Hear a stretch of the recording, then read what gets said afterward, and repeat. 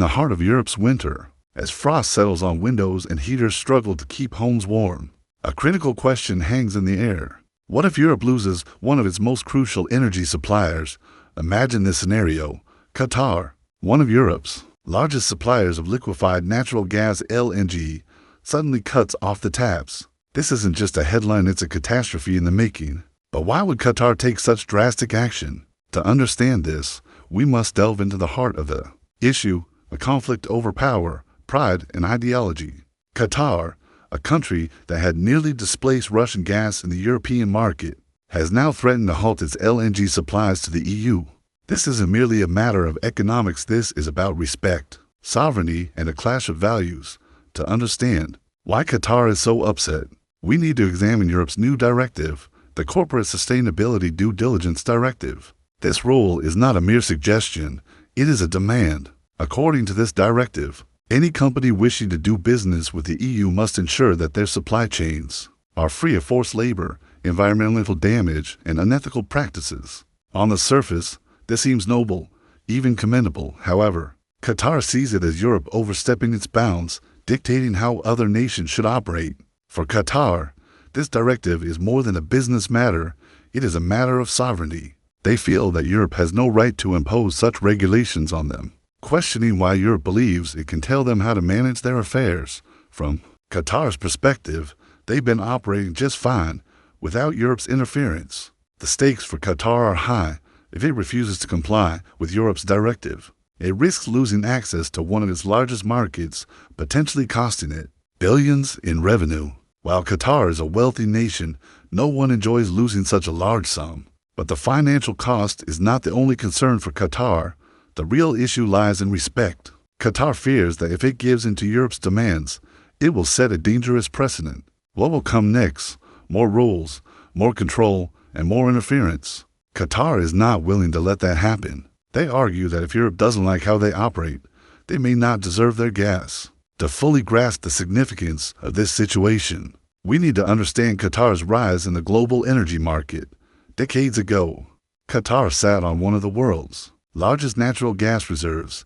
Instead of simply selling it, as many others did, Qatar took a more strategic approach. They invested heavily in LNG, recognizing that LNG is far easier to transport than natural gas in its raw form. This foresight allowed Qatar to establish itself as a key player in the global energy market. By the 2000s, Qatar has solidified its position as a global energy powerhouse. They developed cutting-edge facilities, signed long-term contracts, and became known as one of the most reliable energy suppliers in the world. However, it wasn't until the Ukraine war that Qatar's importance to Europe became glaringly obvious. When Russia shut down its pipelines, Europe was left scrambling for alternative sources of energy, and Qatar stepped in to fill the gap. By the end of 2022, Qatar was supplying approximately 14% of Europe's LNG. This isn't just a statistic, it represents Europe's survival during a harsh winter. Without Qatar, many European homes would have been left cold and in the dark. However, Qatar's dominance in the European market is not just about the gas they supply. It also stems from the strategic agreements Qatar has forged with major European energy companies, like Shell and TotalEnergies. These agreements are not short-term partnerships, but multi-decade collaborations that ensure Qatar remains at the heart of Europe's energy policy for years to come. But this reliance on Qatar comes with its own set of challenges. While Qatar is a dependable supplier, their central role in Europe's energy strategy also gives them considerable leverage. If Qatar were to cut off the gas, what would Europe do? Before we dive into this, let's pause and consider, can Europe survive without Qatar? Technically, yes. Europe has other potential sources of LNG, such as the United States and Australia. However, these alternatives come with significant drawbacks. For one, American LNG is incredibly expensive to produce and transport. By the time it reaches Europe, the price is often much higher than that of Qatari gas. Australian LNG, even further from Europe, is even more expensive. There's also the issue of infrastructure. LNG requires specialized terminals to store, process, and distribute it. While Europe has been building more of these facilities, it is far from ready to make a full transition away from Qatari gas. Then there's the issue of renewables. While wind, solar, and hydroelectric power are promising, they are not yet capable of meeting Europe's full energy demands, especially during the cold winter months. And let's not forget that Europe isn't the only player in the LNG market. China, Japan, and India are also vying for LNG, offering top dollar for supplies. So even if Europe manages to secure alternative sources, it will have to compete fiercely with these countries to get the gas it needs. In the end, Europe could survive without Qatar's gas, but it would come at a steep price, higher costs, fewer supplies, and potential political fallout. Meanwhile, Qatar has alternatives. Over the years, Qatar has shifted its focus to Asia, signing long-term LNG deals with countries like China, India, and South Korea. These agreements span decades, ensuring Qatar's steady and growing customer base.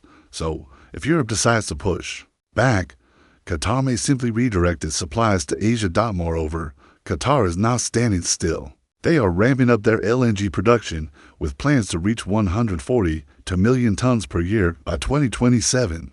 This would not only meet global demand, but give Qatar even more dominance in the energy market. Additionally, Qatar is investing in green LNG, making their production more environmentally friendly. This is an attractive proposition for countries and companies seeking sustainability without compromising on reliability. Qatar's energy strategy has long been a tool of geopolitical influence. The country understands how to leverage its energy resources to shape global markets and secure its position. So, can Qatar really afford to walk away from Europe? Absolutely. But for Qatar, this is about more than just energy. It is about a clash of ideals. Europe seeks to lead with its values, human rights, sustainability, and fairness. These are admirable goals, but Qatar's approach is more pragmatic. They view their relationship with Europe as one of business, not morality. As they see it, they are here to sell gas, not to take a moral test. This is not a new type of confrontation. Think back to the US-China trade war, where America tried to impose ethical standards, but still needed Chinese goods. The reality is that values become much harder to maintain when they come with a hefty price tag. So, what will Europe do? Will it hold firm to its ideals, or will it risk an energy crisis? Perhaps Europe will strike a deal and keep the gas flowing.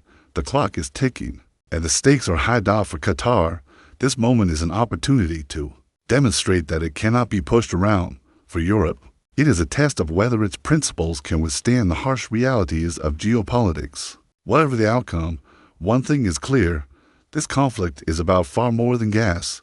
It is about power, control, and the delicate balance between ideals and pragmatism. The question is, what will Europe choose, values or survival?